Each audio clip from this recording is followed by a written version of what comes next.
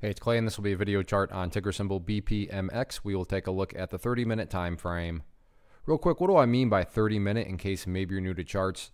Instead of each one of these candlesticks here representing 1 day's worth of price action, which is what you would normally see, each one represents 30 minutes. So while this here may look like a few weeks worth of time, it's actually just the past 3 days broken down into 30-minute time slices. I like to this time frame. I think it's a good job of telling the quote-unquote story of the price, and then makes mapping out levels of support and resistance a bit easier to see.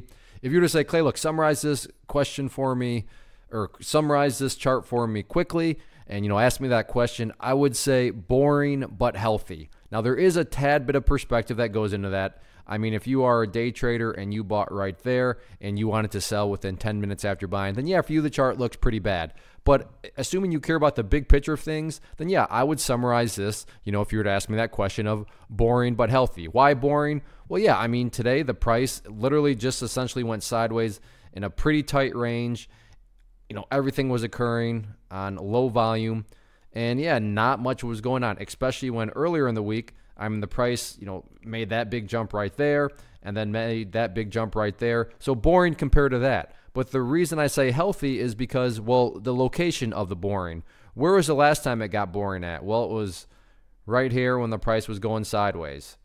And then right here when the price was going sideways. And now you look at where the price is going sideways. Not to insult your intelligence, but each of these quote-unquote boring areas keep getting higher than the previous one, and that's how those long-term uptrends are constructed. You just want to see those boring phases, aka consolidation phases, go higher and higher, and as long as that's the case, that's the name of the game. A very straightforward way to kind of just measure that same exact concept, use that purple line, which is the 50-period simple moving average. As long as the price stays above it, and I've said this time and time again in past videos, then the overall chart is fully in the bull's favor, and as you see right here, the price is still above that purple line. So yeah, I mean, not exactly exciting today, but still very, very healthy from a grand scheme perspective. As far as levels of resistance are concerned, key one here from the shorter term perspective going into next week, going to be 28 cents. You can see, several times here, and then this morning, or is that yesterday? That was yesterday, was rejected from at 28. So 28 cents, public enemy number one. Then after that, can start to focus on 30 cents and above. But all in all, yeah, not the most exciting way to close out the week, but still taking a step back, looking at the grand scheme of things, the chart is still healthy from the overall trend perspective.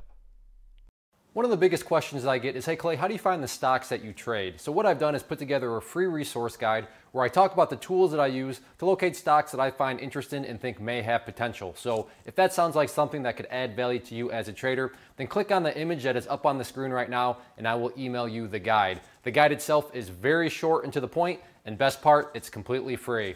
Thanks for watching the video. Let me know if you have any questions.